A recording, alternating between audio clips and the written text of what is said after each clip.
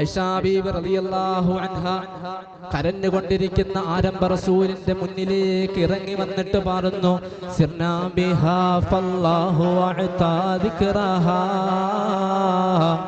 വഖസ്സഹാ മിൻഹു ബിതഹരി തഹരി. സിർനാ ബിഹാ ഫല്ലാഹു അഅതാ ദിക്റഹാ വഖസ്സഹാ മിൻഹു ബിതഹരി തഹരി.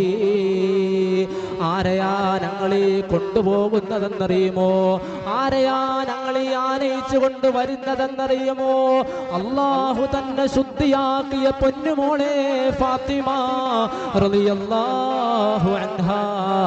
ആയിഷ ബീബി റളിയല്ലാഹു അൻഹ ഈ പാട്ടുപാടി വന്നിട്ട് മുഴുവൻ പേരെയും സന്തോഷിപ്പിക്കുകയാ.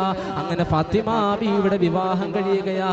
കാലങ്ങൾ ഒരുപാട് കഴിഞ്ഞു പോയി. മനോഹരമായ ജീവിതത്തിന്റെ ഒരുപാട് പ്രതിസന്ധിയുടെ, ഒരുപാട് വിഷമങ്ങളുടെ, വേദനകളെ രംഗങ്ങൾ കടന്നുപോയി. ഒരു ദിവസം ഹബീബായ മുത്ത് റസൂലുള്ളാഹി സ്വല്ലല്ലാഹു അലൈഹി വസല്ലമ തങ്ങള് ബഹുമാനപ്പെട്ട ഉസ്മാൻ ബിൻ അഫ്ഫാൻ തങ്ങളുടെ വീട്ടിൽ ആരംഭ റസൂല് ഭക്ഷണം കഴിച്ചുകൊണ്ടിരിക്കുകയാ. ആ സമയത്ത് അലിയാര് തങ്ങള് അന മദീനത്തുൽ ഇൽമി വ അലിയുൻ ബാബുഹാ